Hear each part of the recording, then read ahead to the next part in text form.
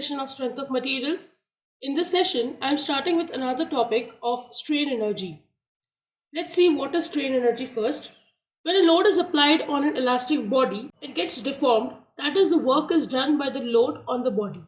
It is very simple definition that when a body is in an elastic zone, I would say, every body has a plasticity also. What happens is initially when you apply load, the body will deform. When you remove the load, it comes back to its original shape and size. That is called as elastic property of the material. But sometimes what happens is if you increase the load, the body is not able to get back to its original shape and size. In fact, it shows the amount of deformity which remains permanently in the body. That is called as plasticity of the body, or the body has entered a plastic zone of load bearing capacity. So that's what we are talking about. Elastic body, which means we are talking about the elastic zone of material. This work done is stored in the body, is called as strain energy or resilience. These are the terms which are associated for the work done which is stored in the body. That is, when you apply load, there is some work done, and obviously it is stored in the form of energy. When the load is removed, the body regains its original position because of the stored energy, which means you have applied some energy, you release the energy, so the energy was stored in the body, and now because of action reaction of the body, it is going to come back to its original shape and size. It can be easily visualized in springs. When the spring is loaded, it gets compressed and regained to its original position immediately when the load is removed. Now you can see I have a spring here.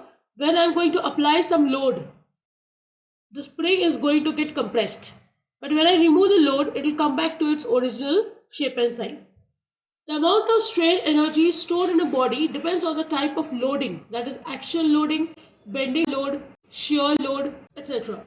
So what amount of strain is stored will always depend on what loading you're using. Like here when I showed you the spring, I was showing you, this is along the axis of the spring that I'm showing you some loading. When I say about bending, it could be something like this. The spring is bending in this format. And when I talk about shear, it is something like this. This way is shear. So what will happen is the body will actually twist and break off. So these are some types of load which can act on the body and lead to some amount of strain energy being stored. Now the type of load which I told you can be also applied in three ways. The first is called as a gradually applied load. Now let me draw a diagram for that. So this is a x and y axis. On the y axis I'm showing you my load, and this is the change in length. So in gradual load what happens is it starts with say 0 and slowly you will see the load increasing. Okay, so this is how you can see gradually applied load. This is how you can show on a graph. Now let's go for the strain energy. This has a formula. U is the symbol used for indicating strain energy, is equal to sigma square upon 2E into volume. Sigma is going to indicate the stress which is induced by the body because you are applying some load on it. This is the area, cross-sectional area on which you are applying the load. Volume of the bar is what you can calculate very simply. It is cross-section area into length of the bar. So when you substitute over here, you can calculate the value of strain energy. E is Young's modulus. So for a particular material, say steel, copper, aluminium, whatever is the material, you know the value of E. Now very important note is mentioned here, that is U is always positive for tensile or compressive load due to the sigma square term. Now why is it so? If you look here, suppose if it is tensile, I'll take positive value of load. If it is of compressive type load, then I will say it is minus 5000, minus 200, whatever is the value, it will have a negative sign. But when I substitute in this formula, this is sigma square, which means whatever value I have calculated, be it positive or negative, here the square term will make it to positive always. So the strain energy value or the energy stored in the body can never be negative. It is always a positive value which you are going to use. Next, I'll talk about another term which we just discussed some time back, strain energy or resilience. Now, what is the definition for it that we need to see? The term U by V. Now, we have seen the formula here. If I take this V here on the left hand side, so whatever remains on the right hand side is called as resilience. So the term U by V represents the strain energy stored per unit volume and is known as resilience. So U by V is sigma square upon 2E. Now one thing which also needs to be noted here, that is the unit of strain energy. So let's see here. This is sigma square, which means Newton per mm square into Newton per mm square. E is always in Newton per mm square. It will be reversed because E is in the denominator. Volume, say it is in mm cube. So when I cancel out, what remains is just this Newton mm or Newton meter or Newton centimeter or kilonewton mm, whatever it is. So these are the units of strain energy. In that also, Newton meter is essentially called as joule, which is a unit of energy. Now here, if you look carefully, resilience, it is U upon V. Now U, I just found out, say it is Newton meter, and V is in mm, sorry, say Newton mm, and this is mm cube. So this is the unit for resilience, Newton mm per mm cube. Do not make this to Newton per mm square. Otherwise what happens is it becomes very difficult to then understand the meaning of this U by V. So it's best that you leave it as Newton mm per mm cube or Newton meter per meter cube, whatever it is. But see to it that it is in this fashion only. Next, let's talk about proof resilience. You can see here, higher the stress, greater would be the strain energy. Which means if you apply more load, the body will generate more stress. So more the amount of load, more the amount of stress, and obviously more will be the amount of strain which is happening in the body, which means more elongation or more deformation. So whatever is this amount of strain will be stored in the body as strain energy. Strain energy stored corresponding to maximum stress at elastic limit is known as proof resilience. You must have always seen we are talking about the elastic limit. We are talking about the body being elastic. Yes, the body will be plastic, but I am only talking about the elastic portion of the body when I talk about resilience or proof resilience, or when I am talking about calculation of strain energy. U max is sigma square max upon 2E into AL. It's the same formula of U wherein I have taken U max. So obviously sigma will become sigma max. Now it is obvious that sigma is maximum at elastic limit. So here I'll write down sigma E square upon 2E into AL. Now you will wonder again that why I'm saying sigma is max at elastic limit when it is actually maximum at ultimate stress point.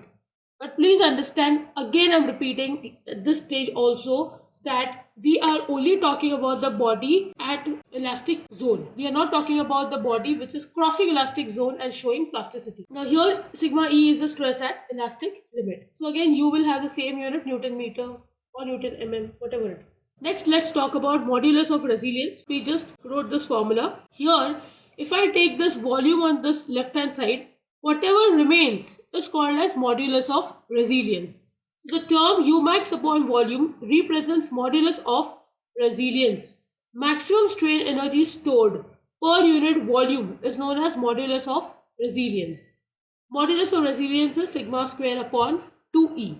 After gradually applied load, let's talk about suddenly applied load. Now the entire load applied at once is known as suddenly applied load. So when I talk about suddenly applied load, let me draw a small figure here. Say this is my x-axis, which was my change in length, and this is my y-axis, which is my load. Sudden load is something like this, which means that entire duration will be subjected to the same amount of load P. Strain energy US is sigma S square AL upon 2E. You can see I have written the same formula of U, just that I have added a term S over here so that I can separately talk about gradually applied load being U and the stress there will be sigma, and for suddenly applied load it will be US and sigma S. Now here this AL is volume, so that is the change which I write here. Next, let's talk about the relation between the stress of gradually and suddenly applied load. This is something which you need to note, that the stress for suddenly applied load is more as compared to gradually applied load, and it is twice. Elongation due to suddenly applied load is given as delta LS. This formula is something that we have already discussed in the chapter of stresses and strain, wherein we have said that delta L is PL upon EA, and this P upon A is nothing but sigma. So I can also write it as sigma L upon E. So delta L S, S is for sudden. Here I have written the same formula, sigma L upon E with the S suffix here. This is twice delta L because stress is twice, so obviously change in length is also twice. Here delta L is the elongation due to gradually applied load. You can see here, and delta L is PL upon E as I just told you. Next, let's talk about suddenly applied load with impact. Say there is a fixed end here. Say there is some member. This is a collar. Say there is some weight attached here. This is P. And this is say at some height H from this collar. So this is my member. This is the weight P. And this is a collar which I have on which this weight is going to fall. So this kind of suddenly releasing of the load, and when it falls on the collar, it will obviously lead to some deformation, and that will also lead to strain energy deposition in the body. So this kind of fall is called as impact or a shock load or fall load. So here it is written as entire load P, if it is allowed to fall from a certain height, it is called as impact or shock load, or it is called as fall or falling load. So this is also another term used. Say falling. Now, stress due to the impact load is maximum. This is something which we need to know because it is falling from a height. So obviously this height means it is already having some energy, potential energy. So obviously it falls, and this is going to lead to maximum changes in the body. Now when I talk about sigma I, it is sigma into 1 plus root of 1 plus 2EH upon sigma L. Sigma is going to indicate the stress which is due to gradually applied load. Sigma I will indicate the stress due to impact load. E is Young's modulus, H is the height from which the load is falling, and L is the total length of this member. Now I will be deriving this derivation in the next class. Elongation due to suddenly applied load with impact is given by, here I have delta Li is equal to sigma I L upon E. Here the sigma I formula is written, and in this step what I have done is sigma is written as P upon A. Similarly here sigma is written as P upon A, and this L and E are shifted here. So this together becomes delta L. So this is the formula which can be used for change in length. There is another term that is called as modulus of toughness. It is work done on a material in simple tension up to fracture. Now why I took up this term is because every time I was mentioning that modulus of resilience, proof resilience, these are all related to elastic part of the body. So when I have to talk up to fracture, which means the body is breaking, which means the body is passing over the plastic zone and then failing. So in that case, if you want to have a modulus, in that case we say it is modulus of toughness, which means how much the body has resisted before complete failure. So you should also understand that when I talk about proof resilience, it is actually a mechanical property of the body, and it actually indicates how much shock a body can withstand. Now why I say so, because we are talking about the elastic zone. So there is some amount of load which falls on the body. It is going to absorb that energy and it is going to come back to its original shape and size. It is not letting the body deform.